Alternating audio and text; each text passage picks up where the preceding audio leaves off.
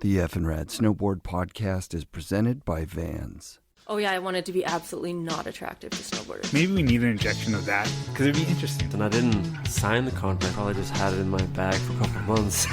And we're all like, oh, that's just banging, let her run. We pushed each other to become better. Front three-tailed it. Season 5 of the FNRad Snowboard podcast is sponsored by Wired Snowboards, the Boardroom Snowboard Shop, Crow's Nest Barbershops, Anon Optics, and Tribute Board Shop in Nelson, BC. Support also comes from Grouse, Cypress, and Mount Seymour, who give me lift tickets to the 3 local mountains here in my hometown. Thanks to everybody who sponsors the show and keeps it going. Crow's Nest Barbershops are not like any traditional barbershop chains. Each shop has its own individual personality and story, all as varied as the neighborhoods they're in and the staff that work there, which was completely intentional. Crow's Nest owner John Roth is determined to support the people who care about what they're doing and show it with substance, passion, and authenticity. The vision for John and the Crow's Nest team was always clear: take their approach to barbering and begin spreading it the right way. John gave his staff the opportunity to grow with it, allowing them to shape each shop to make sure it suited them. So if you live in or are visiting Toronto, Vancouver, Ottawa, Hamilton, Collingwood, or Honolulu, be sure to drop into a Crow's Nest Barbershop and tell them that you heard about them on the FNRad Snowboarding podcast. The other day I was at work, delivering mail to a building that's under construction, and one of the construction workers looked like Lance Mountain, and I realized I was giving him a little extra respect, just because he looked like someone that I looked up to when I was a kid. And I leaned into that thought a little bit. Because what is that hierarchy in our head where our family and friends are more meaningful to us than just a stranger on the street?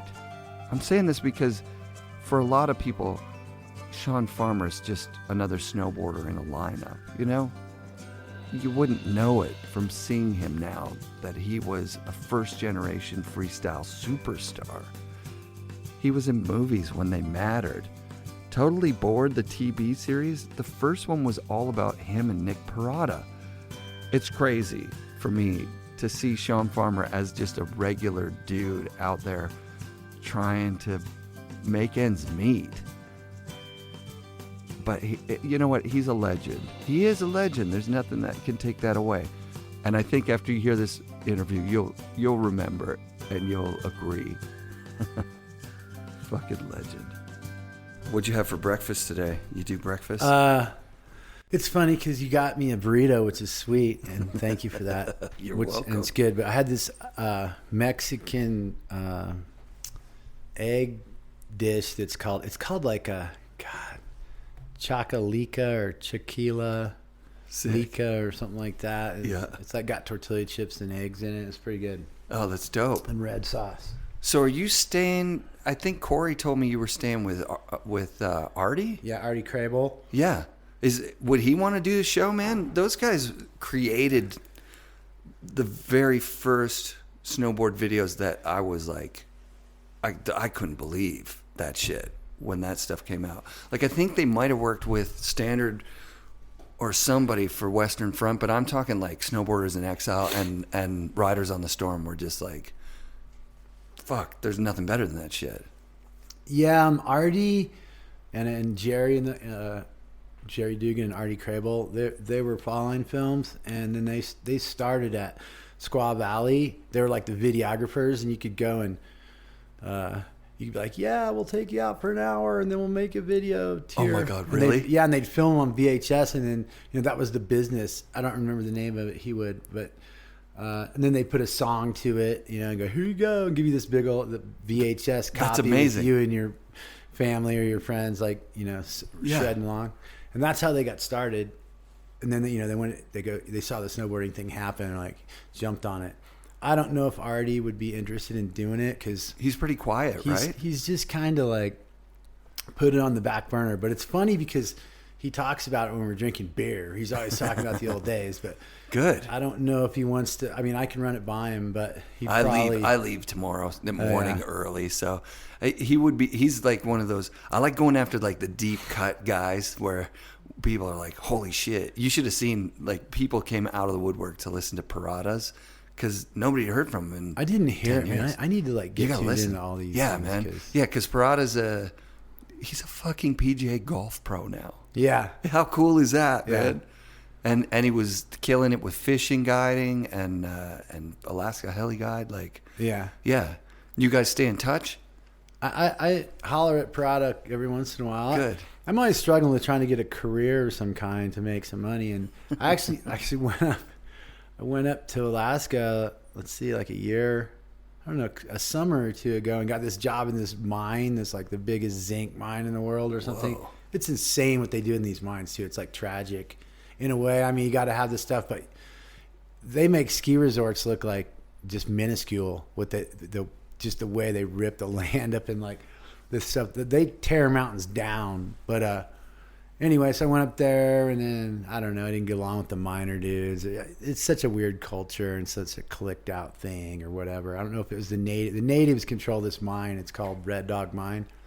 It's giant. And anyway, I don't know. I was talking to Nick, and we were going to hook up in Alaska, and like at the end of the season, because and he was doing the fishing thing, I was going to do the mine thing, but they ran me off after like a week.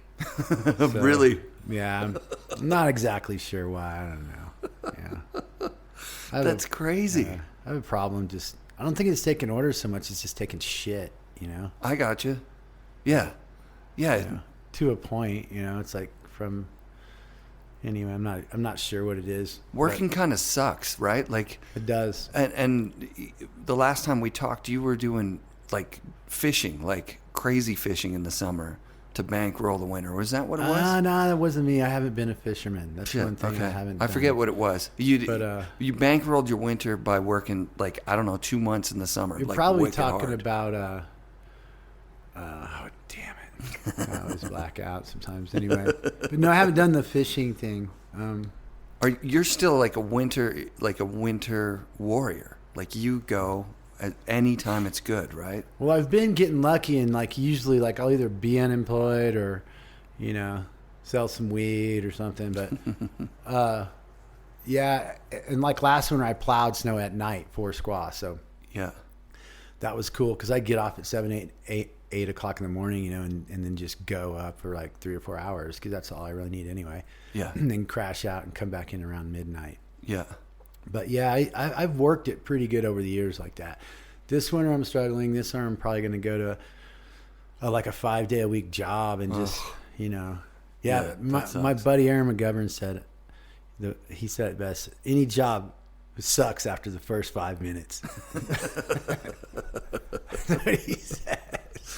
I wish. Okay, you know who I was talking with? Sean Kearns mentioned that during his filming, like right in the thick of being crazy good filmer for snowboarding, they flew you up to Canada for something. Yeah. Like just they were like, we're gonna do some nostalgic shit. And I'll tell you this for real, when he talks about you, he's like, a tear comes to his eye. He's like, Shawn Farmer, I know who you are. Like, I see you and I recognize you. And it's like, it gives me chills when he was talking about it, because to have ridden with you the one day that I rode with you, I don't think I've ever before or since seen someone who's so childlike in their excitement about snowboarding.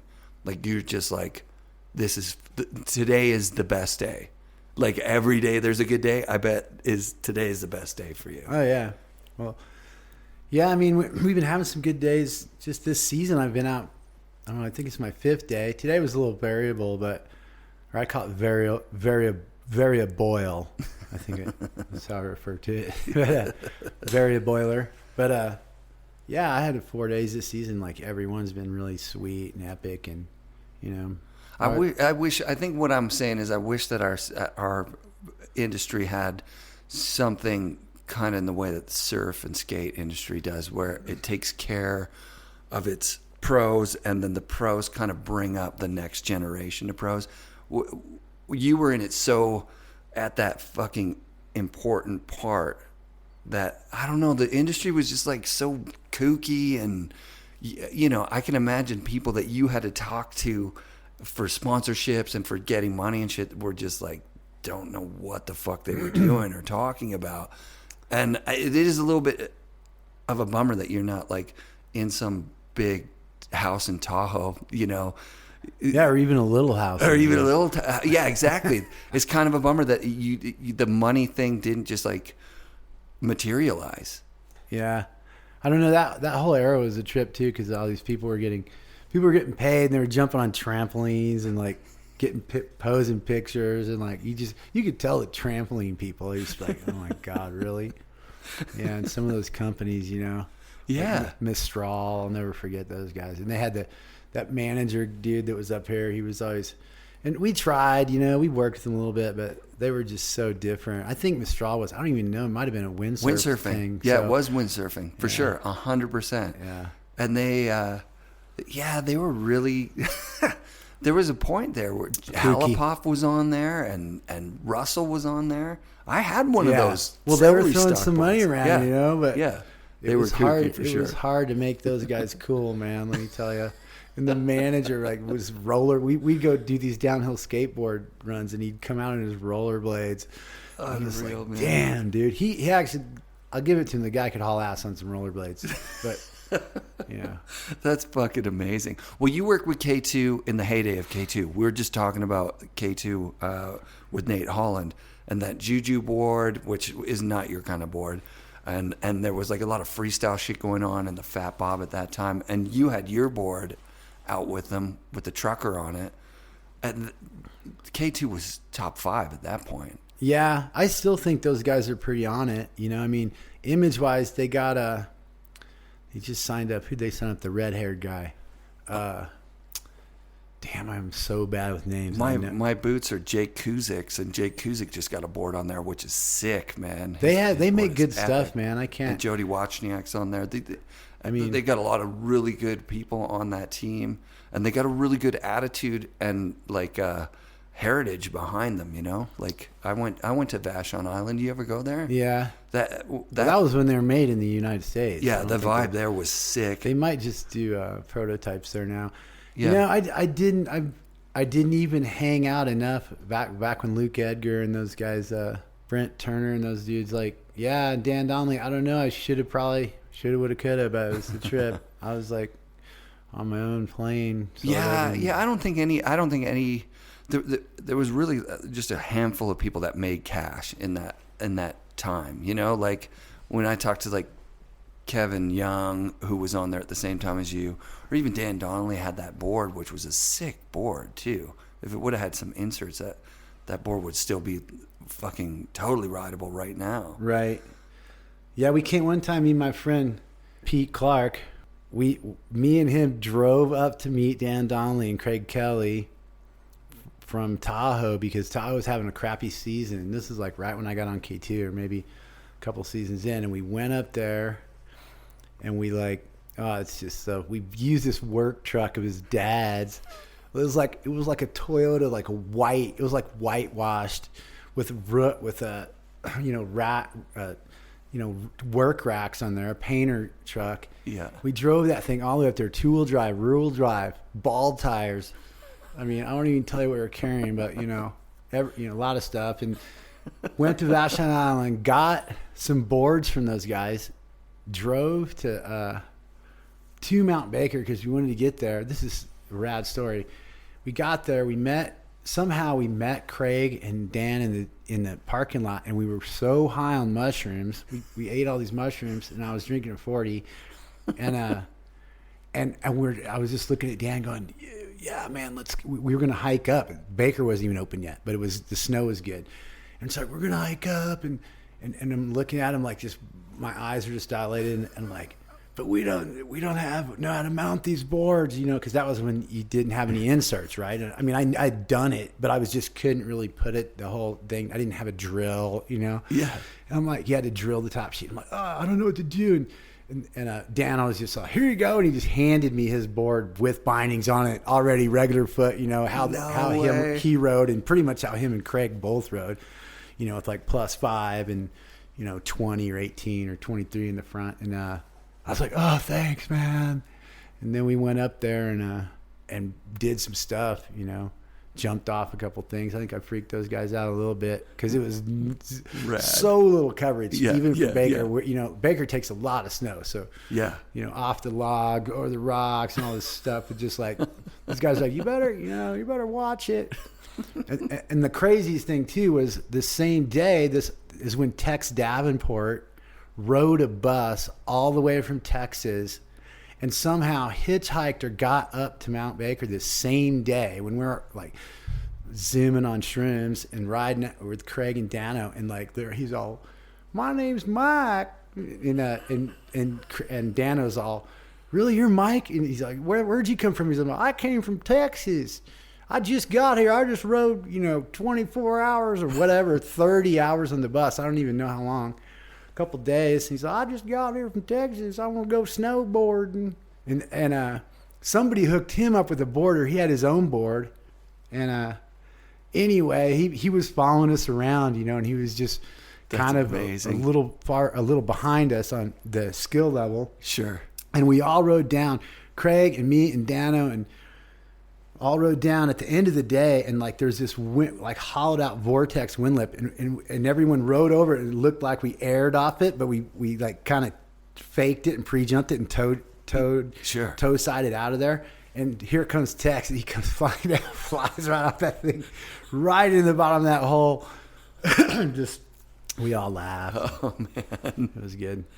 That's what a fucking day for snowboarding. Yeah, that's amazing. Crazy. That's fucking awesome. 40 ounces in mushrooms and Craig and Dano and Tex. That was the first time I ever met Tex. And then he went on to just totally dominate the big mountain scene. You know, he was the man for many years. What was your feeling on big mountain versus freestyle? Because you kind of always been a free spirit. Like, I don't know if you can really categorize your snowboarding. Yeah, I mean, I just try to have a good fun with the terrain that's up there, and I mean, I like some of the hits, and the park scene doesn't really turn me on. I don't know what it is about it for me. It's just I hit something a couple times and I'm out of there, and it takes to really get good on that sort of a terrain. You really have to put your head in it and be repetitive, I think. And that is true. Yeah, you got to have kind of that the brain for going up, and just like where I come from, it would be rainy, you know, so we would just go up on rainy nights and you just hit the same hit run again, like 7 hits over and over and over. You might do it like 100 times in a night. So that's better for the freestyle side of things for sure. Whereas now that I'm older and a little more, you know, refined, I'm watching for good snow. But I can still enjoy like a groomer day or whatever. Oh, me like, too. It's so much fun. Just any day snowboarding versus not snowboarding. It's like I'll still go in the rain. Right. I rode Boreal in the rain. Like, you know, it was raining at the bottom, kind of sleeting at the top when I first got here, and it was pretty much my first day of the season where there was like multiple runs that I could hit, and I fucking loved it. It was sick. I'll be honest. If it's total rain, I'm not real fired up. But if it's snowing at the top and I can hang out up there or get like the top section and kind of muscle through, when it gets gluey and really like suction-y, that kind of turns me off. But and once I get to a certain level of, you know, sogginess, but yeah, I think my style is more like, always in the early years, I was just trying to go as fast as I could, and just I like to hit that I could see hadn't been hit too many times, and just like basically send it two or three times and then get out of there and move to the next one, you know? Yeah. A lot of back flipping in those early days. Yeah, I did some flipping. I need to do some more flipping, you know? I don't even know. I think I might have threw one flip last winter, but... You haven't flipped in it. I don't think I've flipped in a couple of years. Sometimes you don't need it. Like, it snowed so much last winter, it was like there was hardly ever a lip because it was just always pow, you know? Maybe someone could put a track on it, but it was just... Last winter in Tahoe was just off the hook. It was great. Yeah, you guys got that. February was just snowpocalypse or whatever. Kept getting storms. I went and rode Sugar Bowl after riding Squaw, actually, because I was trying to find Dave Sione's in town, supposedly. And he was riding with Chris up at Sugar Bowl. And then I think they moved to Donner, but I went up to Sugar Bowl and got over and saw those. Is it called the Palisades? Yeah, that's the Sugar Bowl Palisades. Dude, I hit just the like lookers left of that. There's like one first kind of gully thing, and then I hit the first thing on the other side of that, and it's just steep. It's a short section, but holy shit, is that gorgeous?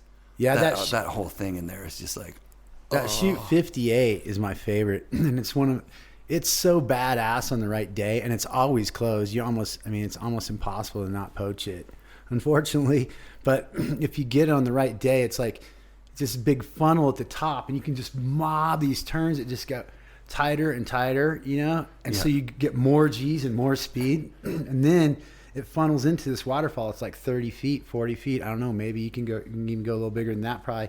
And it's like mandatory, and you just like come into that thing. You're just whipping these turns. It's like a natural funnel half pipe with huge walls, and then you're just G'd out. And for me, I usually take it on the toe side wall, and just like 50 feet, just boom, and then it's just like you land in just this white hole, but it's steep down there, and you just like, it's just like it doesn't seem real. The whole run, you're just like, holy shit, and then if you can get a couple on it, the left-hand wall has like a couple cliff drops and like some bumps, and you can do like big backside method, or just like a sort of steep extreme line down the wall and still catch the funnel at the bottom. And it's such a rad, it's never even been shot, like it should be, because people get it all the time and it's so high traffic area, but someday someone will get that. It's so cool. It feels like a family mountain. Like everywhere else except for that one zone, like people are just like noodling around. It's like a bunch of families, kind of nothing of any real consequence. You know what I mean? Like just a normal resort. And then you get over to that one spot and you're like, holy shit. Yeah. Oh my God. What is this? Yeah. Like it's like Jeremy Jones should just like hike up there and just camp out for a couple of days. The Pallies is rad. Yeah. Yeah. It's super sweet. It changes a lot too. There's a lot of stuff in there. It's kind of like not a fast run out really. Mm-hmm. You got to hold it down because it kind of flattens out sometimes, but yeah, that mountain's super cool. And for a long time, I don't know if you did the Silver Belt run. It's called the Silver Belt, but that place has been famous for, it's basically almost like a bank slalom. Even they had it for skiers back in the day when it is a gully run. Yeah. And it's really awesome. And then like Darren Rawls, he had the Bonsai, which was the head-to-head.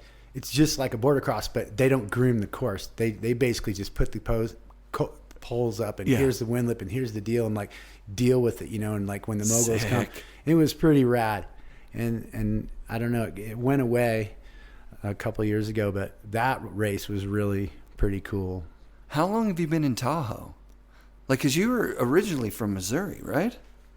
Yeah, I'm from Missouri originally, and I was just growing up as a kid, and like always looking for, just getting wasted and like skateboarding somewhat, and never super proficient on a skateboard, like, but I always liked it, and I liked the vibe. I liked skateboarding when it was like anti culture. Hell yeah. Way more than what's going on, but I know that's part of natural progress, and now it's Olympic sport, which I never really thought it would happen, but it is, and that's cool. But it was just rad when it was, you're like, if you're a skateboarder, you're just like a drag, especially where I was from. It's like same. People didn't get it. Yeah, you definitely weren't like, people weren't like, oh, you skateboard? If you were talking to an adult when you're a kid, they were like, oh, you skateboard. Like, kind of like, uh-oh, you're one of those. Like, that kid's probably on drugs, and he's probably doing breaking and entering. And they were right. Yeah. That was the thing. They're right. Like, we were, like, stealing wood for ramps, and, like, we broke into the old roller skating arena and nailed, like, wood to the walls and the floor and shit. And we just, like, were destroying that place. Yeah. And because skateboarding was completely, like, counterculture. Yeah. It was super.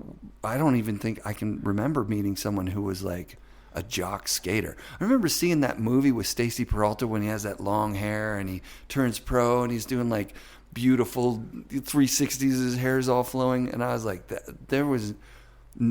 did not seem like even real to me. I was like, somebody skateboards and is like popular at their school? That seems fucked up. Right. Like we were like, there was rules like we couldn't even bring our boards to school. Like you had to sneak them into your locker or whatever without someone seeing you for whatever reason. Wow. Yeah. So you skated in Missouri, and then how did you pick up snowboarding? I can't even imagine.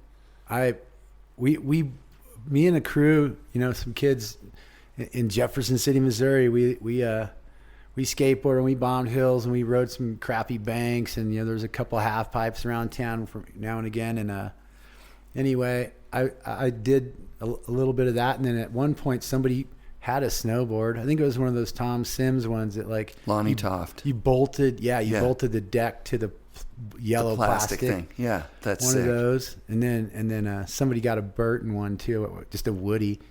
And then I rode that a little bit. I even rode a Snurfer. I rode a Snurfer when I was in probably grade school or 7th or 8th grade or something.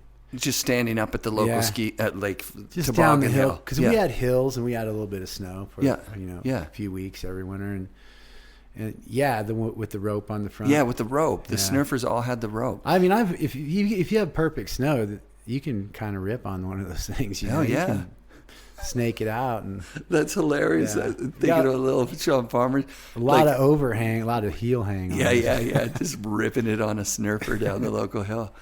But that put the bug in you. Like you would when winter came around and snow fell, you're like, okay, fuck, it's time to hit this stuff. I just wanted to get out of my town, and I needed something cool, and I ended up going with the YMCA on a ski trip to Colorado, and then I saw the mountains. And the mountains, I was just like, holy shit, this is so cool. This is where I want to be. And then I started skiing just for like, I don't know, a month or something. I was like, this is just not my deal. I hated the boots and just the poles, and just like, it wasn't my thing. And then, and I couldn't do it in the POW anyway. And then I ended up, a friend of mine and myself, we drove to Boulder, Colorado, because there wasn't one snowboard shop in Breckenridge. And we drove down there in like 80, it was in the 85 or 86, I think that was the winter, 85, 86. And we drove down there, and there was one store called Wave Rave, and they had a couple Burtons in there. Rad. Hate to be a Burton squirrel, but anyway, that's what we got. So we got the two foam elites that they had with the 3 fins and the no high backs, and we bought both of them. That was it. We cleaned their inventory out, because it was a fashion. It was almost like a Hot Topic. Yeah. So they had some snowboards, and they had some, some Misfits T-shirts in there, and some spiked bracelet. That's kind of and it was just like it was called Wave Rave. Yeah. Is it still the same shop? Well, now I don't know if Clausen, I don't know if his was related to that Boulder. I think those two shop, were sister shops. But I think they were. Maybe that's probably where that evolved from. And then so we got those, and then we rode those for a while, and then ended up going to Sims. 86. It was like they were allowed some places, right? I think you said Arapahoe Basin or somewhere. Well, we went. I don't even think they're allowed at Arapahoe, but here's what happened. We started going to Loveland Pass and doing road shots, doing shuttles, and we put a keg in the back of this in the back of this Toyota Land Cruiser, and like a keg with the thing going through the window with the spout, and drink beer and like eat mushrooms and do road shots. And there's like kind of some significant stuff in there. Like when it snowed good, it was. I mean, you even have to watch for avalanches too, but there's this one hit called the Impaler that like it was like a 25-foot gap, maybe 30-foot gap with like over these like busted off trees and stuff, and you wouldn't want to come up short, and we pop that and like ride all night, and then and during the day sometimes, and that was when I saw my first avalanche too, because I was like, I'd never even seen an avalanche. This is my first winter in Colorado. I was like, whatever, avalanche, I thought it was something in the cartoons or something. I really didn't register. Yeah, like quicksand or something. Like quicksand. I've gotten in some quicksand up to my knees, but I've never like seen anyone sink over their head. Yeah. So then anyway, people are talking about avalanches now and again. I was like, yeah, whatever. And then one day on this storm day, I cut this thing off, man. I was in it, And then I just stood up and got myself out of it, rode out of it somehow, and lucked out. And I was like, holy shit, this shit is real, you know.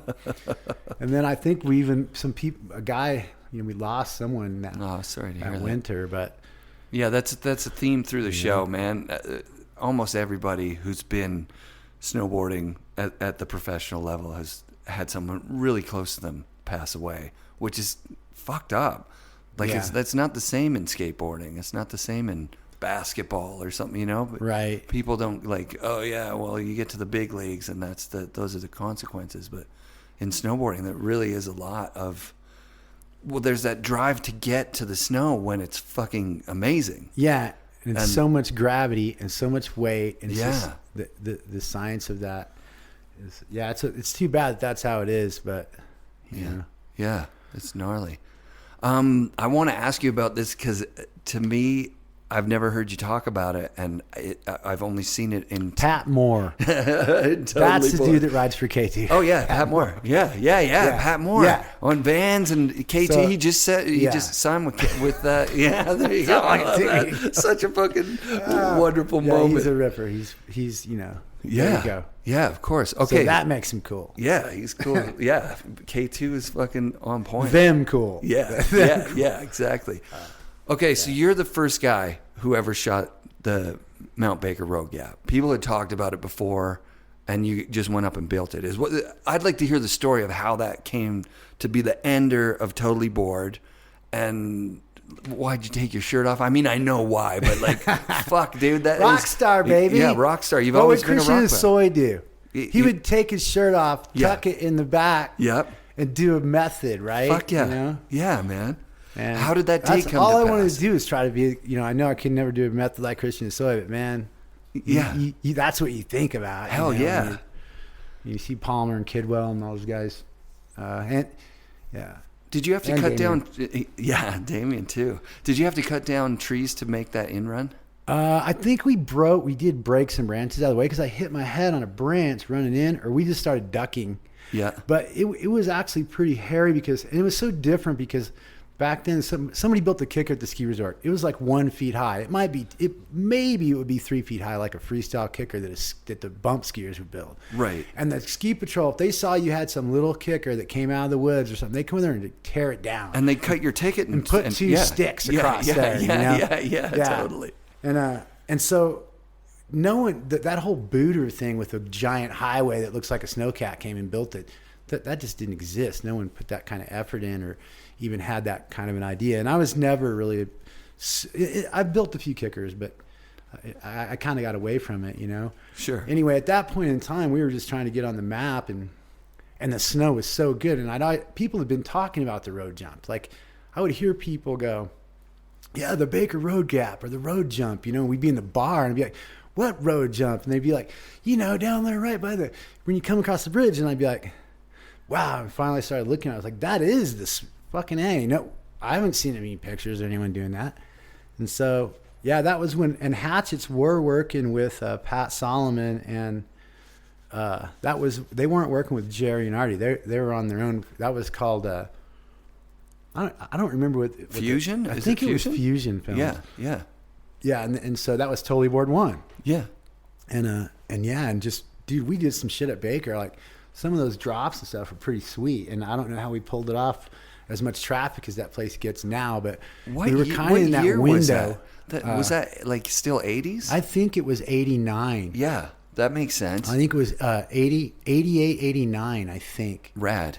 I think. And so could have been 89, 90. Did you go up and build the jump? Like, did you, like you said, you'd heard people talk about where it was, and you could see the landing. Like, when you drive up the road, you look and you go, oh, yeah, that's now not possible, but I get it. Right. Like, yeah, it looked ridiculous. It's ridiculous. Especially to us at the time, because we weren't going off nothing like that. Yeah, you weren't seeing people doing that shit.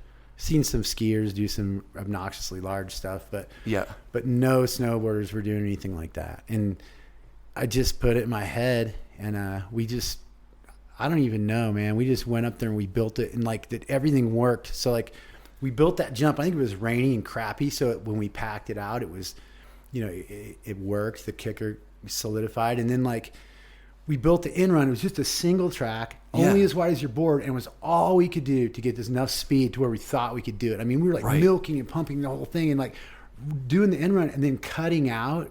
And then at one point, when I cut out, I caught an edge and I fell face first past that jump onto the edge of the cornice that's like basically hanging over like 30, 35 feet to fucking flat pavement. God. You know what I mean? And I flat faced onto that. I thought I was dead. I was like fucking dead. And the snow broke off in front of me, splat on the pavement. And I fucking was like, oh my God. And I fucking just pushed myself back. For some reason, it didn't bust off and I didn't fall off the thing. I mean, I was past where we were taking off. And I fucking got back over there and I was like, oh my fucking God. And so then we just, you know, we thought we had enough speed at that point after a couple more tries. And I think we waited until the next day, you know, and it snowed like 6 inches or something. So it was just like this duff on top there. It was all faster than when we were even working on it. And I was like, fuck, this is it. You know, it's on. I'm doing it. Yeah. How many times you jump it that day? I think I jumped it probably 3 or 4 times. Yeah. And then the shirt came off. You're like, we're fucking doing this. I got this shit. Yeah. That's all time. Yeah. That film was just like, it got tucked away in some weird pocket. I didn't see it until maybe 2 or 3 years after it had happened. But it was still current for what was going on at that time. Like the size of that jump. Like, I mean, the movie's long form, like the way that they used to be. But that jump, like somebody could do a supercut of that and just if you put it out today, people would be like, that's still fucking crazy legit. Right. I don't know what board you're on. What board are you on in that? Is a GNS. You're on those Gordon GNS. Smith, yeah. Like the Mike Rankwit 160 or whatever. I don't know if that was his model. I don't know if I think we just got on. Yeah. And I don't think there was a model at that you're point. Probably right. And Rank was pushing him in that direction. And I was just like, really? You know, I didn't like even feel, you know, I never got a model with GNS, but Rankwit did. It might have been his model. It was a 165. Okay, yeah, his was a 160, I think, yeah. But it had a fuzzy base. Yeah, that was back when he used to come out of the factory and be all fuzzy and like if you didn't wax them, they were horrible. And that one at that point was not good, but they were pretty nice snowboards, man. And yeah, that was a trip. Did anyone else jump the road that session? Yeah, this dude Jeff Tulloch hit it. Yeah, and he kind of got, you know,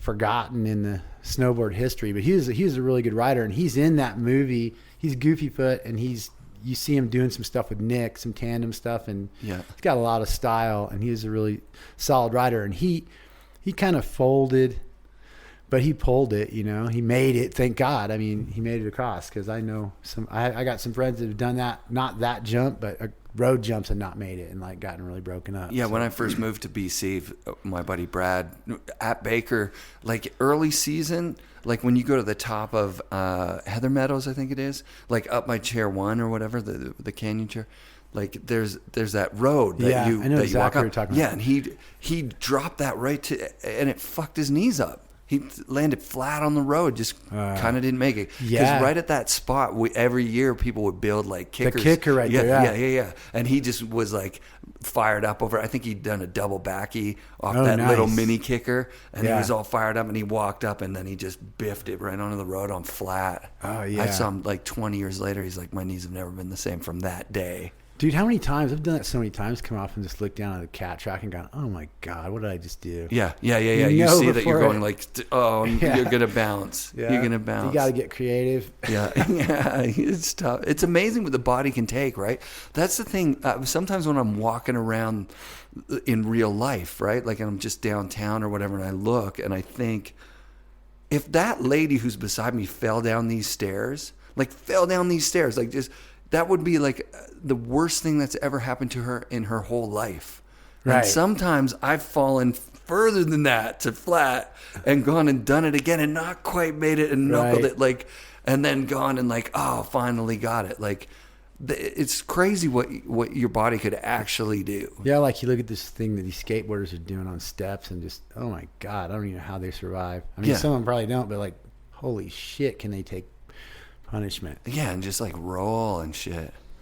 Yeah. So then from that totally bored part, you kind of don't have much footage in the Snowboarders in Exile one, I don't think, right? Or maybe no, you do. that wasn't me because when we were doing Totally Bored, Artie and Jerry were doing Snowboarders in Exile, and that was Damien and Roach and who else? Maybe lots of people. Yeah, there's a bunch of people in there, and that was kind of like the state. They kind of got out in front of it. You know, they kind of got limelighted more than us, I think. Yeah, it might have been just a distribution thing because if you put those movies side by side, like they're both interesting movies. Yeah, they both they're got great music. You guys have like well, animation we went to Alaska and shit. too. Yeah, I mean, let's not forget that. Yeah, you guys went to I mean, Alaska. you can say whatever you Exactly. want, but we went to Alaska, dude. Yeah. You know, those guys kind of shot around the West Coast and stuff. But Yeah. we went up north, and we were like the first guys to bring back any footage from Alaska. That's incredible. I mean, there were other guys, and I'm not saying there wasn't other guys doing it, and there was a couple stills. Tom Burt and Jim Zillers went up there and got some really cool stuff. Yep. But we pretty much are the first ones to show up in AK and like come back with something, you know, that people were like, whoa. And that took like, I don't know, 2 or 3 weeks of camping. I never even did anything like that again, really, as far as the total alpineering, you know, mountaineering. Yeah, because you guys thing. flew in with a plane, didn't you? Yeah, we flew in and landed on the Ruth Glacier. Me, Parada, and Chris Pappas. Oh, Chris Pappas, yeah. Yeah, and the two photographers, Brian Bailey and the other guy that I can't remember his name. God, you got a good memory for this shit, dude. This one's coming to me, but there's one more. Yeah. Well, I was with those guys anyway, and we hiked up, so we had to climb to that mountain. That mountain's 9,000 feet. The Moose's Tooth. I'm missing a tooth, but the Moose's Tooth. And what happened with the tooth? When did you lose the tooth? this thing I got knocked out a long time ago in a bar fight, and then in Breckenridge. No. You had a falsie, though. Yeah, and I've got it, and it every once in a while it cracks out. It's amazing. I've found it every time it's fallen out so far. Yeah. One time I was in Valdez, and Travis Rice was there, and like my buddy Ryan McEwen, and some other people, Lori Gibbs. Anyway, we're riding up the mountain behind Valdez, where Ryan's trying to put a resort called Chugach Mountain Recreation Center, I think. Anyway, it's a 5,000-foot mountain from the sea level right there. It's a big-ass peak. Damn. And he's been trying to do a resort, you know, hopefully someday. And anyway, we were riding the sled up. I was pinning the sled up the hill, and the thing wheelied up off this ice chunk and hit me in the face. I didn't have a helmet on, and the thing broke out again. I got to the top and it's bleeding everyone. People thought I knocked out right then. I was like, no, it was bonded in there. And then I'm looking around on the sled because I had to keep it pinned for like 15 minutes to get, you can't turn around when you're climbing like a big face. So I'm like, I get there and they're like, where's your tooth? I'm like, I don't know, it fell out. And I'm looking around the sled and everyone's, oh yeah, like you're going to find it. They're laughing, pointing at me. And I'm like 5 minutes, I'm like, here it is. And the tooth was on the rail, where you stand of the sled in the POW, dude. And just a pile of POW. I'm like, my freaking tooth. Like, here it is. That's so sick. So I got it put back, but yeah. So this time it just fell out. It's just old and yeah, I think out. just You didn't fight anybody. Yeah, no, I didn't fight this Well, I actually sort of gotten some fights, but they didn't get my tooth this time. Yeah. Have you mellowed out? I split my head right there a couple weeks ago. That's fresh, dude. Yeah. That blood. What the hell's that from a fight? Like somebody punch you in the head? Oh, it's a long story, Unbelievable, man. dude. What a Somebody character, hit me over the man. head with something. I don't know. Yeah. Yeah, that's nuts. Oh, I talked with Damien, and we can cut this out. But you told me, you said, don't put that story in. You're talking about the time you were at a party at Damien's place. One of your buddies busted a window or whatever. Yeah. And then Damien's thug friends were like, we're going to fucking kick someone's ass for that. And you're like, all right, well, then I guess it'll be me. And then they jumped you or whatever. Yeah. And Damien was like, I remember that happening and that fucking sucked. And that was not, like, obviously not me because he's not like a fighter guy. He's like, those are my stupid friends. And I knew it wasn't Shawn that did it. And I'm going to call that guy and apologize and that's shit. cool. Yeah, yeah. That's nice of him. Because Yeah. he is such a fucking nice guy. Hey? I've always thought he was pretty rad overall, but that, shit went down. And, like, shit was weird back in the day, like people, I probably had a bad attitude and we were jealous but really Damien was the hero because I thought he was fucking badass and he was badass, and Yeah. Yeah. so I'd see him do those big old backsides and just boot. I mean, that fucking guy, he did some shit, you know. Yeah, he was good. He was so good that 2 years after he was done snowboarding, he was still winning like awards for snowboarding. Right. Yeah, he was on the billboards in LA. Man. He rock started out as hard as anyone has ever done it. And he deserved that rock star status. I mean, at that time, you rock started out in the next movie, which was the Critical Condition movie. And it's funny, after you told me that they staged that, like, we told them to ride the dog. And then, like, you see you with your board, like, in your hand at the bus station. It's so clearly fake that it's like, because nobody would travel with their board in their hand like that, no gear or anything. It wouldn't surprise me, though. But I think that I actually did maybe ride the bus. Really? I talked to Artie about this, yeah. And I'll tell you this, too. That's funny, man. I flew to France. Yeah. When we flew to France, I brought that board. Yeah.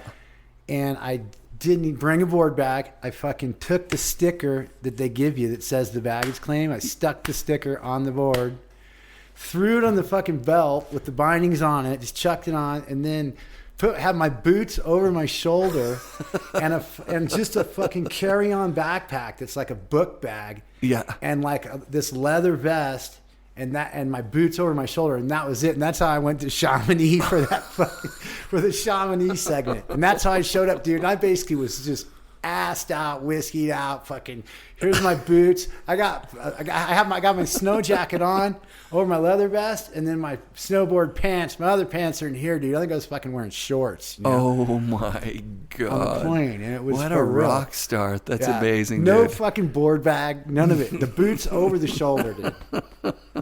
Yeah, I was like, I'm traveling light. I'm not fucking around. You know? And you know how it is when you drag your bags in Europe. You got to drag them down. I mean, if you've ever been. I haven't. Yeah. I haven't. No. Well, a lot of times you're riding trains, you know, is the most efficient way. Yeah. A lot of times. Yeah. And so, like, you'll see the train. And it's like, it's over there. It looks like it's across the street. You're like, no, you can't go across the train tracks, right? They're electric trains. It's 4 feet down. So you go. It's just like a subway. Yeah. So you go down, over, up the other one. Yeah. But you're dragging all this snowboard shit, like so much shit. You know? Yeah. And you do that like for a day, like trying to get through Paris or something, like to Chamonix. You're like, oh. So that was why I was like, man, I'm just dragging the board, boots over my shoulder. I think there's as a moment in snowboarding, your rap in that movie, it changed everything. Like, there was now a legitimate rock star guy who was singing a fucking song that people knew. Like, if you knew Farmer's rap, if you knew My Way, that meant you were a snowboarder. Nobody else was going to know it. Like, it wasn't on the radio. You couldn't buy the tape. Like, it bonded together the community in a way that even when I first interviewed you, that was like every comment was like My Way. Like quotes from the rap. I was thinking of quotes from him today. Some of those rhymes are fucking epic, dude. Dude, I got a new rhyme right now. Let's do it. We're doing it. We'll put it out. Well, I'm just wondering what you want to do, because I can just give it to you, or we can like play it. No, make it. Do you have the beat? I don't have the beat without lyrics. Ah, shitty. But I do. But I didn't bring it. Well, we'll have to do it. I should have brought my. Can't we just overdub it over what it's on? Yeah, we probably can. Should I be louder? Can you hear it? People out there Can I hear it? really ever shredded on through to the other side. Yeah. Riders on the storm. Riders on the storm, man. Should be louder? If you give this man a ride, Yeah. family will die. Yeah. Farm dog, stepping into the light with the super dope style that cuts like a knife, like a blunt wrap paper that wraps real tight, making sucker MCs a run for the life with the style and knees. Cool as a breeze, deep as the ocean, tall as the trees, cold as a blizzard when it's starting to freeze, and like the sun I'm hot at 27 million degrees. I keep on rapping till I'm stacking some G's. See, here comes another girl that I gotta please, and when I pull her panties down to her knees, the honey starts dripping like a box full of bees. I'm frisky, fresh, and double cherry again. I got this axe I need to bury again. I took her head and then I severed the skin. The ceremony is about to begin. waiting for the moon and chasing the sky. I keep a riding till the day that I die. I took her life and a lot of people cry, but if I let her live, then I'll be living a lie. Riders on the storm. Riders on the storm. If you give this man a ride, sweet family will die. Killer on the road. Yeah. A real-time cherry always ready to pop. A mountain ripper always ready to drop. It's getting scary, tell me never to stop. I'll open fire and I'll bury a cop, cause the ripping that I do is like meticulous. And when I'm shredding up your mountain, it's ridiculous. You can put your lips up on the tip of this, because everybody wants to get a whiff of this. So send it, baby, to the house of detention. The season's over, no, I'm cashing my pension. I'm going crazy, jumping out of my skin. They lock me out and I don't want back in. All of those people that are dead and gone, they don't even know what planet I'm on. The die is cast and the stone is thrown. I walk the line and I walk it alone. I shred a mountain till it's turned into sand. I know this country like the back of my hand. It's this thing you cannot understand. How farm can kill a man. Kill a man. Kill a man. Just kill a man.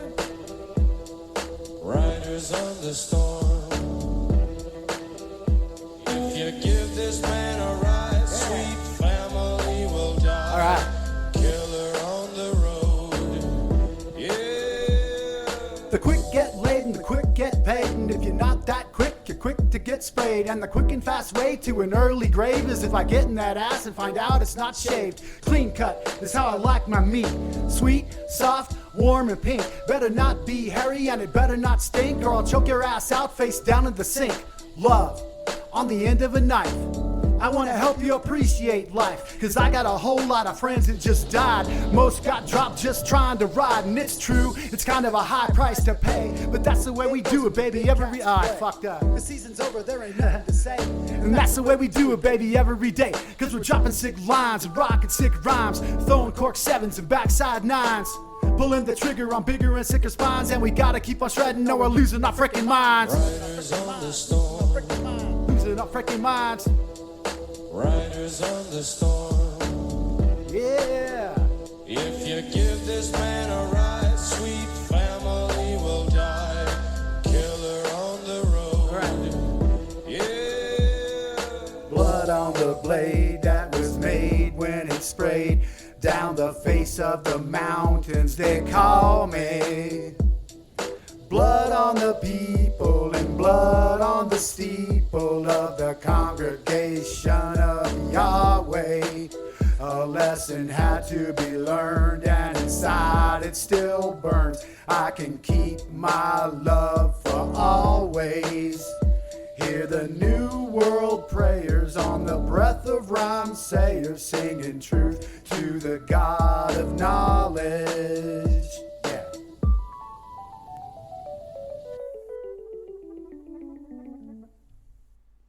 That was so fucking dope, dude. Oh my god. You only fucked up that one time. The thing was, when you fucked up, I realized, oh shit, you could have fucked up that whole time. Well, dude, you know what fucking... the thing that's fucking to me is my phone. It'll shut off. You know what I mean? So you didn't... You have to turn the settings so it does, so the fucking screen doesn't Yeah, shut off. yeah. Fucking with the screen the whole time. While you're rapping, like dude. trying to be like, oh, I don't want the screen, because if the screen shuts off, then the music shuts off. So, Oh, fuck. you know what I mean? Yeah. That was all time, dude. That was all Anyway. time. Yeah, the fuck up doesn't. You seriously have a fucking talent. That's crazy. Thanks, man. Yeah, that's good, man. That's fucking really, really good. Thanks, How old man. are you now? Oh, You're like 55. 54. I'll be 55. Yeah, I'm 47 this year. 46. You're good, yeah. man. Yeah, fuck it. You don't even eat Just for Men yet. Oh yeah, right. I'm as white as a fucking ghost, man. Dude, that was sick. Where did you come up with the idea for rapping? Like, when did that? Because I know you didn't get it from someone else. It just like popped in your head or something. You liked rap music, and you're like, Well, yeah. I'm gonna put everything together. Yeah, I started. I mean, the very first shit. You got Blondie in the back in the day, but I didn't really consider that rap what they do. Sure. It is sort of, but like Grandmaster Flash. I heard that stuff. Yeah.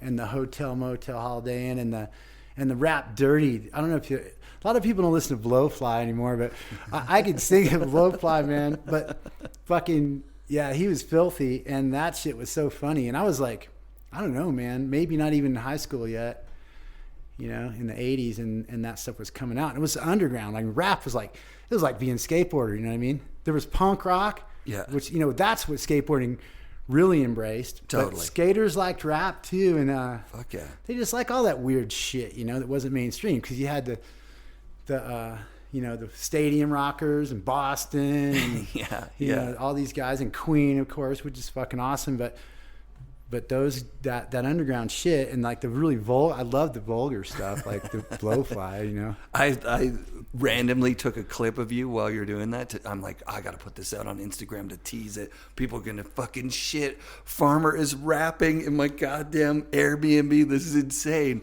And it just happened to be like that dirtiest part of the whole fucking thing. I'm gonna put it out. That thing's not even that dirty. You know what I mean? I think it's like PG-13. I mean, it's. I don't know. You're talking about you gotta have your ass shaved and shit. Yeah, that's a little risque, I suppose. You know? But it's not like, you know, you're not like saying a lot of cuss words, really. No, not really. It's descriptive words. It's just descriptive. It's just sex, man. Did you? Okay, I was gonna. I didn't know how to bring this in. I wanted to make it kind of funny, but did you ever get Me Too'd? Because you were a bit of a dog. Oh man, back in the day, I'm still waiting. I'm still hoping. I just, you know, probably Gillian. She sort of. No. She's like, he showed me his dick when I was like in high school still. And he was like a fucking full grown man. I was like. Yeah, she was probably at my house, and I walked out of the shower, you know. She was always at my house. Yeah. She said it lovingly. There was like, there was no contempt there. But That Me Too thing, dude. Like they prosecute you for shit you did like decades ago. Like, whatever happened to the statute of limitations? I remember it used to be like 7 years, man. Yeah. Murder, you get away with murder 7 years later, but this Me Too stuff is gonna get you. Yeah, it's fucking crazy. But you're like. People's girlfriends love you, but you're a bit of a dog, right? I don't have too many comments on that, but no, yeah, you know, my bros' girlfriends love me, and their wives love me, and my girlfriend loves me, and you know, let's leave it at that. Yeah, and I mean that in the nicest way. Like, you know, there's certain dudes that you don't want to bring around your chick, and I'm. Oh, that's not me. No, everyone knows you. that. Yeah, I mean, that's, you know, I'm not that guy. Yeah. I have respect. Yeah, and you have fun. You've had a fun life. You've lived a wonderful. Have you ever thought of what you would have been had you not found snowboarding?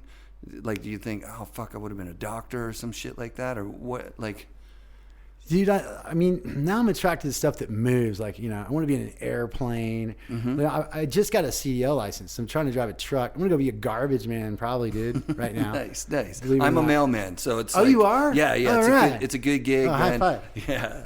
All right. Dudes with jobs. All right. You know, that used to be like, it was a sin. Like, you wouldn't even, you know, like in the early 90s, you wouldn't even admit you had a job for your snowboarding, dude. Like, what do you do? Oh man, I snowboard. Yeah. I just shred, man. You know? Yeah, totally. Well, Martin Gallant, you remember Martin Gallant? Yeah. Yeah, I think he made it through without ever having a 9-to-5er. Not once. And he still doesn't? Still doesn't. He just, you know, if you lucked out and made moves and got a house when you had like that money, then you can use your house equity now. Like, you can use your house and landlord it up, or Airbnb it, which is even better, because that's like a couple $100 a night, right? And you just sleep in your van in the driveway or whatever. Right. They use your house, you clean it the next day, you collect another $100 for go the cleaning on a snowboard trip. Yeah, exactly. I think he did that for a year. Was he living in his van? Where does he live? He lives up the Squamish Valley Road. Okay. So he built like a really beautiful log cabin. I'll show you after the photos of it. It's fucking gorgeous, dude. Nice. But yeah, like, having a job it's a drag. It's a commitment. Yeah. You didn't have any kids. You never had kids. No. I think about it too. I see my buddies, like, their kids are all ripping and stuff. Like, damn, that's pretty cool, you know. But hey, nothing's out of the questions, right? You can do whatever you want to do. Yeah. It's still throwing out there. Yeah, you were kind of a family. You were kind of a family man with your dog last time I saw you. Like, my dogs. Yeah, you had dogs and your. I had Odie. That's my Jack Russell. She's badass. I already gave me her, and then now I have this other one. We have like 3 or 4 dogs in my house, but my dog is Nikita, and she's like this half Chihuahua. It's so funny. But I have a half Chihuahua, half terrier, and she's pretty awesome. Yeah, that's dope. Yeah. And she'll travel with you if you go on a road trip or whatever. Yeah, she's been all over, man. I've been to like Southern Cal and Santa Cruz and Colorado and Nevada. Like I went to Oregon and visit. When I saw you last time, I think I had him. Yeah, that we went makes and sense. saw Tex, and Tex still had his dog Brody, and the dogs lived in the car the whole time because we went to the beach. And the snow was shitty, so I did the thing with you. Then we left Baker. Out. It rained. Yep. And we went to the beach in Oregon to Seaside to his buddy's house, or that Point house. Rad. And got some sick surf and just the coldest water. Oh my God, is that ever cold up there? It's freezing. Yeah. I went swimming in Encinitas when I was there last week. Like just jumping because Canada. Oh, nice. It never gets warmer than that in Canada, even in the Right. summer. So it was like a nice sunny day, and water was tolerable. It was cold as fuck. Yeah, but it's it was still tolerable. cold. I mean, those currents come out of the north even down there. So yeah. So it really, you wear suits most of the time. Oh, everybody but there's a one few dude. hardcore guys, yeah. There You was can be the one guy hardcore out there guy, who was he stayed out a long time too. Yeah. He was like paddling in. He was like staying warm by moving around. Right. Holy shit. That's pretty cool. Did you ever live in Southern Cal? Yeah, you must have. I was down there for a period. That's kind of where I learned to surf. Not that I'm a good surfer, but I lived in Encinitas. In fact, I lived in so many places along around San Diego region. Just trips me out. I was like Encinitas. I was like Ocean Beach, La Jolla, San Marcos. I don't know, Roseville, that other one. Something Rosarita. Oh, sick! I basically just moved from one spot down. You moved up and down the coast, yeah, and just like chilled out and surfed. Yeah, just surfed it up. And then it probably snowed somewhere, and then you're like, well, then I usually come back up. Yeah, and now I don't do the Southern Cal thing as much, but I still like the waves, and like we were talking about earlier, I kite. Yeah, and so we get good wind around here. And when I can, I go down to like on the lake. We get some wind on the lake. I mean, that's kind of where I learned. Here, and there's this Washoe mud puddle. It's called Washoe Lake down here, but south of Reno. And I learned there. And then, I've gotten some waves on the lake. Actually, there's some days when dudes are actually surfing. But when you have a kite, you can really rip them apart. Hell yeah! You can shred a wave up that's only you couldn't really catch. Paddling but you could have all this extra juice because you're basically flying half the time. So kiteboarding kind of went through that thing with like what drones is going through right now, where like the people just started kiting, and then everybody that was like at the beach, the lifeguards and people were like, "Holy fuck, you can't do that here. We got to write some rules for this shit." Right? Because people are getting dragged across the beach and into the bushes and shit. Beach goers and stuff. Yeah, so I think in Vancouver, the heyday of kiting, you'd see 20, 30 people out in English Bay. Right. I don't know that you see it anymore. Up in Squamish. Oh, really? Yeah, up in Squamish they do, for sure. Right. I think that they regulated them out of there. My buddy lives in Squamish, or a guy I know that he's this Hungarian dude. His name's Elik, but he's pretty good. He's more of a freestyle twin guy, but he lives up there in Squamish, I think. Yeah. And rides up there. It's windy there all the time and sunny. Yeah. That's the thing. Nice. They have a consistent wind that blows. I think it blows just one direction. So like you can go out and really have like a time, and get used to, or like it's a great place to learn. Plus the wind is sustained. So that's right. Like pretty good from what I hear. There's a couple of places that are pretty famous for it down in the Baja. There's the La Ventana. La Ventana. My friend has a house there. Actually, her parents bought a house there. Awesome. Yeah, I'd love to go there. And I got to do I'd love to go to Canada and check it out, or British Columbia. I mean, I'd love to check that area. Fuck, you saying that, this is a great farmer story. This is crazy. So, they're way crazier on the borders now, right? Like, so when I go down to Baker, I get pulled in sometimes. And this one time I got pulled in and they took my phone, which I felt really kind of violated, right? Because it had been I can't believe they can do that. They took my phone and I heard it turn on, and I heard all the notifications, because like different ones ring different. I heard my wife one, and I'm like, fuck, she might have sent me something risque or something. I don't want these guys like go like, and they made me unlock my phone. Really? And they're going I can't through it believe they can do privately, that not shit. with me there. Like I can hear it. So over the other side of a wall or whatever. The guy comes back and you know what he said? What? He goes, "How do you know Shawn Farmer?" Shut up. I go, "What in the fuck are you talking about?" Because I sent you an email or something, and you must have responded. So like we had a conversation, and then you're not going to believe this. And then the guy goes, "Yeah, the last time I saw Farmer, I let him use my passport to get into Canada because he couldn't get in because we wanted to go up and see the Metallica concert." It would have been either Metallica or Slayer or something. And now this guy's a fucking border guard in Canada, and he fucking rode him in Baker with you and was like, "Oh yeah, you want to come up and see this concert?" You're like, "I can't. I don't have a passport or whatever." What a story. And you went up there on his passport. Yeah. It's a fucking border guard, dude. I was like, "Can you even?" First of all, I've had so much trouble with that border. I can't even tell you like how many times I've been turned away. You know, before for what? Like for warrants or something? Yeah, it doesn't even matter if you have a warrant. It can be like, dude, you can have like a juvenile record from 40 years ago, and they can turn you away for it. Yeah. It's just, I don't know, man. That's a pain in the ass. They're way stricter than us. We act like we're being mean on our border, dude. Yeah. Those guys are like, of course, you can go 3 blocks away and jog through the woods. You know what I mean? That's the funny part.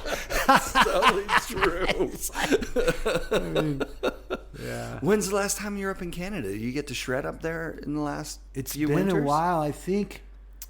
God, man, it's been a while, but I want to go back. Probably that time that Shawn brought you up. Like he flew you up or something, huh? Who? Shawn Kearns. And it that's been a while. It's been a long time ago. Yeah, and the conditions weren't epic. That's I what he kind of said, like, yeah. it's like, I was all stoked and like, and I came straight from San Diego too, because whatever, I kind of wasn't on the snow enough, and then it like rained. We got to ride a heli, but it like rained on. Like, yeah, you know, it was unfortunate. But that's cool that Kearns had that. Like, okay, we're gonna They made me a board. Those guys made me this farmer board, dude. This nitro farmer. No way! That was nitro. Like, did it look like the Summit with it had the same graphic. Yeah, it was like a 172, and I was all trying to do like cork 7s on the thing, like hurt my knee, and like I'm not even like, you know, I can pull them, but it's been a long time, and then even at that point I wasn't like have it on lock. And I was on this giant bar. I was like, I got to do it with the one with my name on it. Yeah. That's fucking awesome. So yeah, that was where did they fly you out of? Like, where did they go heli? We went out of Blackcomb, I think, or Whistler. I mean, Whistler, Blackcomb is kind of the same thing. It's the exact same place, yeah. What's that?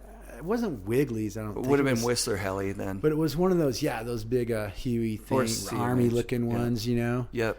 And we flew out. Yeah. It was real close to Blackcomb. Yeah, that's fun. Backcountry. Do you have a sled down here? I don't. Yeah. Is that something that you've thought about? That's something that you want? I like sleds, okay, but I just don't really have the dough for that. And then like people always, they always talk about backcountry snowboarding from a sled, but whenever I get a sled, I just ride the sled around. It feels like a snowboard with a motor on it to me, I'll just stand on the one rail and tip the thing over. It's hard to get me off. Snow bikes. It's hard to get me off that when I'm going 70 miles an hour up the hill and like the thing's wheeling. I turn around, I fly back off the corners, coming down the hill. I'm like, why do I need the snowboard, dude? This thing doesn't even have bindings. Let's go. Yeah. Hatchet was teasing it yesterday, saying, "Oh, I got, my wife's got a sled. We can ride up, like maybe." And it would have been today. Imagine going today. Today would have been all time. It would have been killer. He was probably doing some secret thing, dude. He probably like cock blocked you out. No, not at all. No, he went riding with his daughter today at Homewood, and he's pretty mellow. Like, he knows when it's good. Yeah. But he also it's good right now. Though. I think the thing was that he did the math. He's a math guy, right? Like he did the math on what it would take to go and to actually. No, like, it's can't an hammer event. it out and come back and be home by noon, because even if you leave super early, sledding why is would you come back? a huge endeavor. The gas and then I know I just kind of make fun of it because like I don't try to, but like dudes like talk. If someone starts with me about dude, I don't go to the resort anymore. I just get on my sled. I'm like, okay, dude, you get on your sled, you go get the gas, you go get the oil, you get the thing, you put it in the trailer, you got to have a registration. And then you put on elbow pads, knee pads, wrist brace, fucking heated handlebars, a fucking full face helmet, a neck brace, a back brace, and all these fucking braces. And then you go ride the powder. You know, I'm like, with your airbag, right? Yeah, it's like, fuck. Dude. Yeah, totally. They were joking on airbags. And by the time you get the thing unloaded off the trailer, I've already gotten 10 laps on the hill, and fucking I'm driving the other way. I'm back at home. I'm throwing logs on the fire, dude. Yeah, you're like me in Vancouver. I am after it. And I feel like I get the same rush, dude. You know what I mean? Like pretty close. Yeah.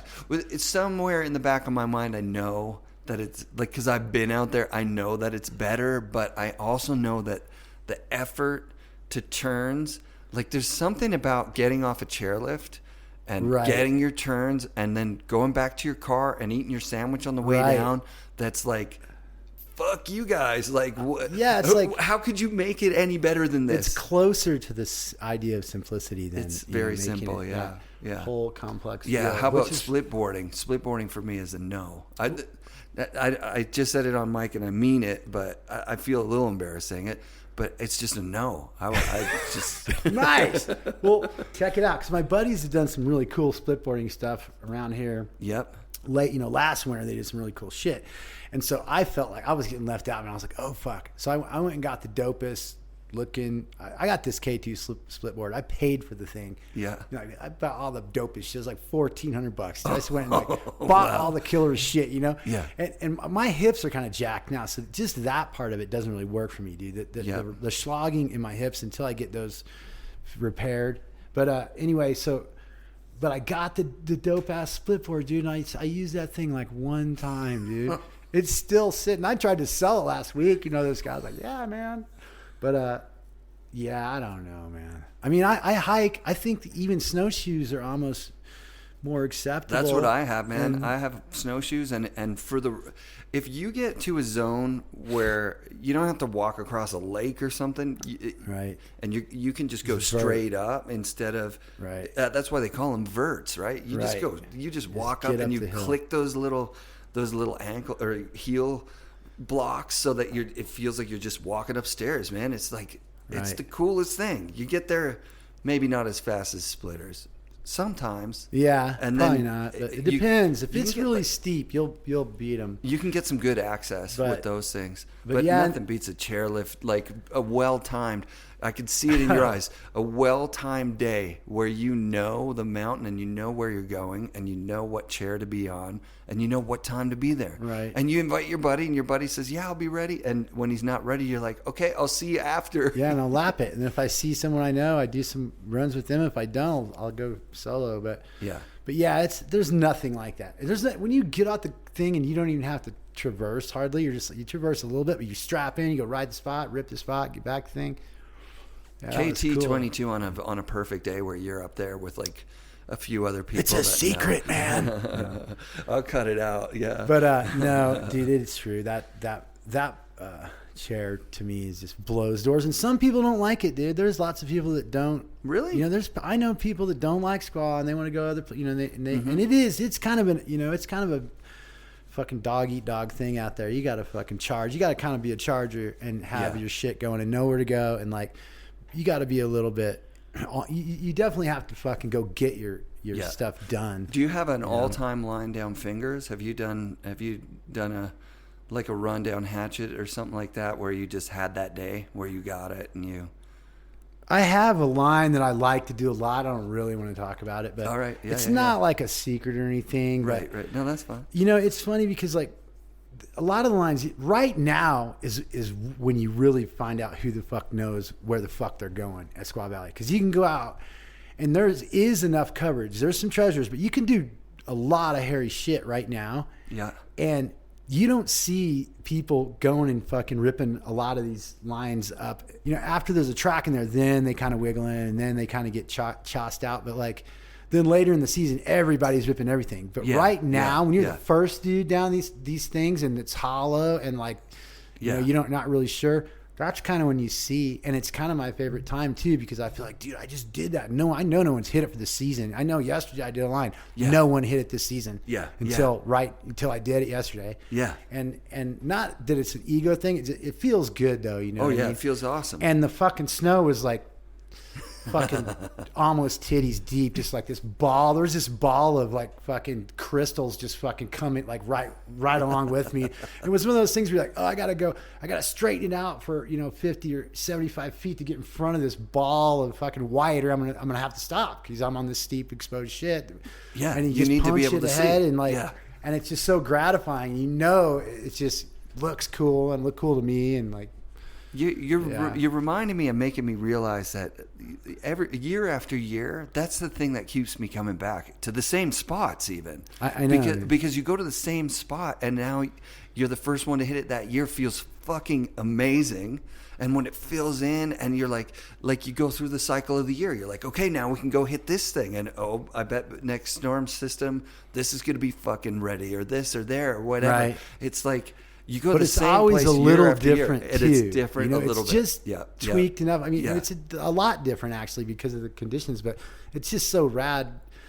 The three-dimensionality of fucking snow on a hill and the steepness and the energy that you get just from a fucking bottom turn on a mountain is like unsurpassed. I just don't think it's anything touches it. Yeah, yeah. And then there's the technical stuff like what we were doing yesterday where it hasn't snowed enough for it to be at one of those big days.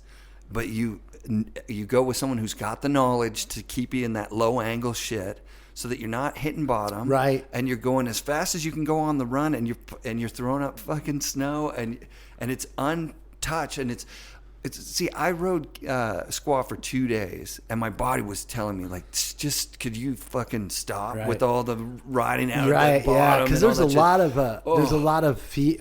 Yeah. uneven and features. Oh yeah, just like and if the light gets flat, then and my body was just like, I don't think we can do today. And then that's how I was feeling today, but I did too. I did two runs.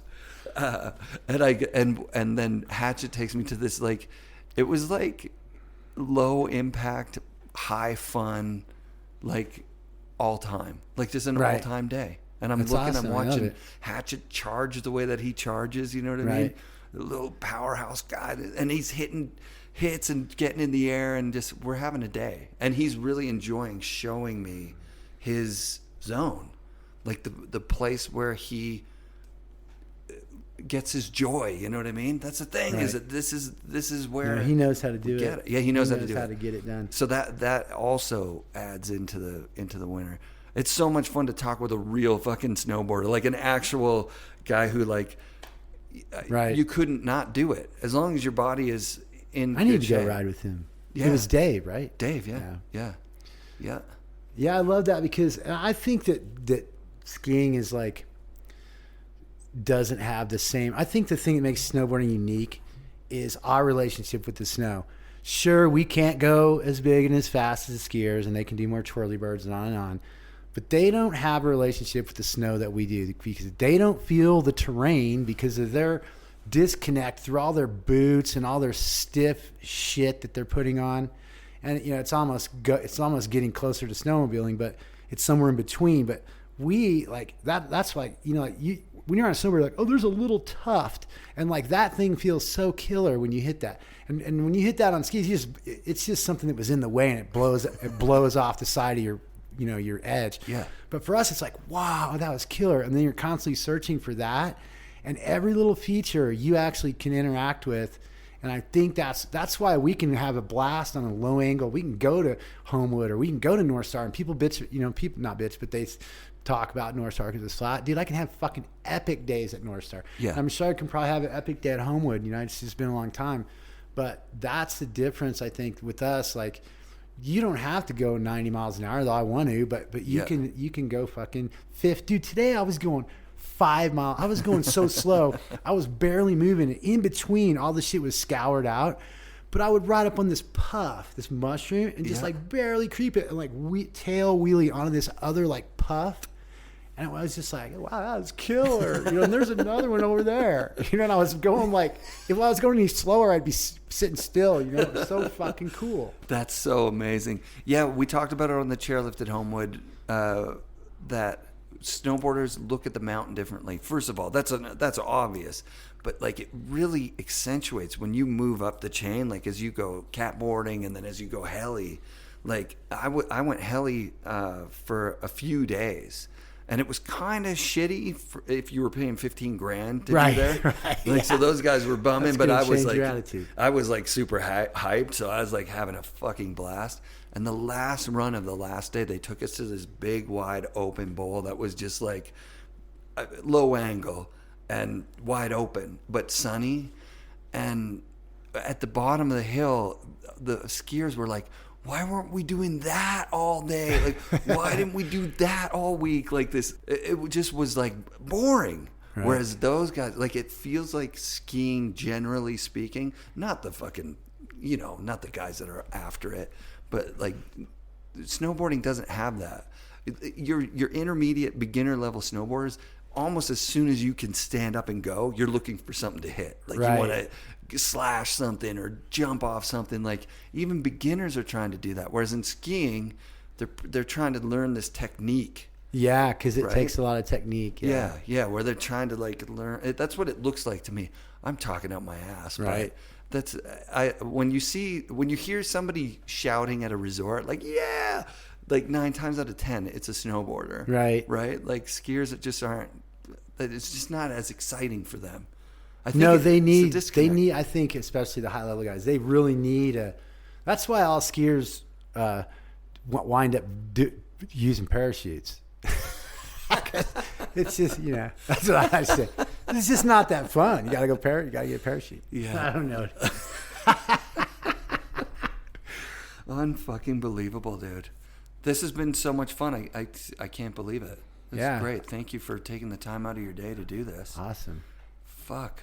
Do we still have time to go snowboarding? We probably we can go to Boreal. Boreal, do some night laps or something. We hit everything. You rapped. You talked about. Yeah, you crushed it. Cool. Let's watch this video and see if I can post this. You all right with me posting this to Insta? Awesome. Cool. All right. Thanks, man. We're done? Thanks for being Farmer. All right. Right on. FNRad shoutouts this week to Tyler, the Volcom rep here in BC. He hooked me up with a jacket and pants last week that I can't tell you how stoked I am on this kit. It's epic. The pants and jacket zip together. There's Gore-Tex in there. Volcom makes some really, really good stuff. So go check it out. Go buy some. Get stoked. And be sure to come back next week for another episode of the FNRad Snowboard Podcast, presented by Vans and brought to you by SIA Productions.